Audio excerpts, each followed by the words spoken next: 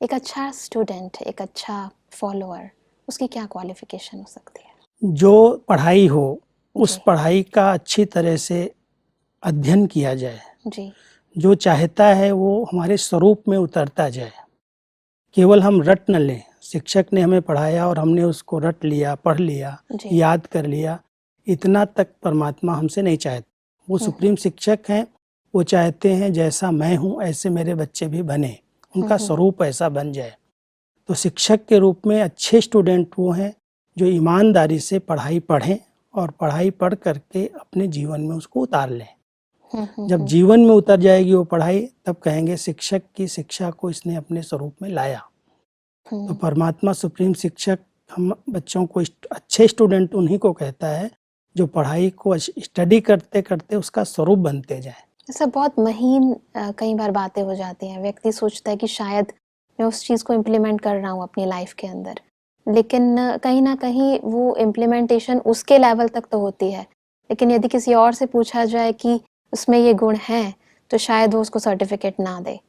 तो ये जो महीन चीज़ होती है कि व्यक्ति तो ये सोच रहा है कि मैं जो परमात्मा कह रहा है वो कर रहा हूँ, लेकिन हमें तब पता चलेगा कि हम वो कर रहे हैं या नहीं करें, जब दूसरे भी ये कहें कि हाँ, इसमें भी ये क्वालिटी है और ये ऐसा हो गया है। वास्तव में देखा जाए ना, जब हमारे जीवन में वो बातें आती जाती हैं जी।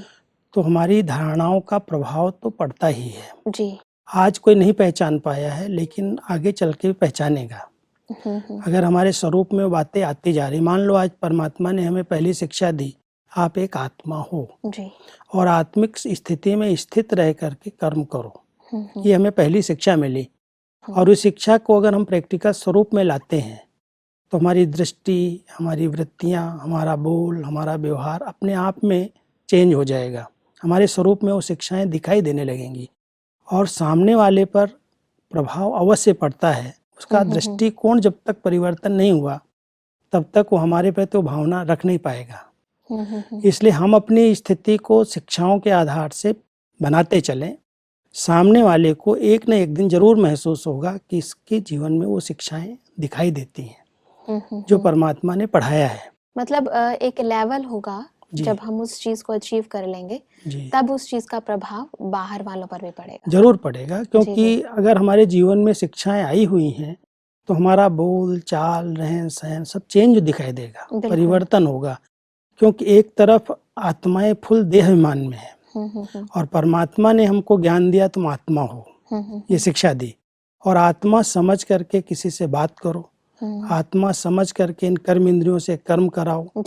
तो जब हम मालिक बन करके उस स्वरूप में स्थित होकर के कर्म करेंगे तो उस कर्म का परिणाम स्वतः अच्छा होगा। बिल्कुल। और अच्छा होगा तो उसका प्रभाव सामने वाले पर पड़ेगा। अगर वो आज नहीं महसूस कर रहा तो कल महसूस करेगा कि इसके अंदर देहाभिमान नहीं है, ये अलग स्थिति में रह करके कर्म कर रहा है। जी। कर्म का प्रभाव पड़ता ही है। कर्म एक दर्पण बन जाता है, जिस दर्पण के द्वारा हमारी आंतरिक स्थिति भी दिखाई देती है।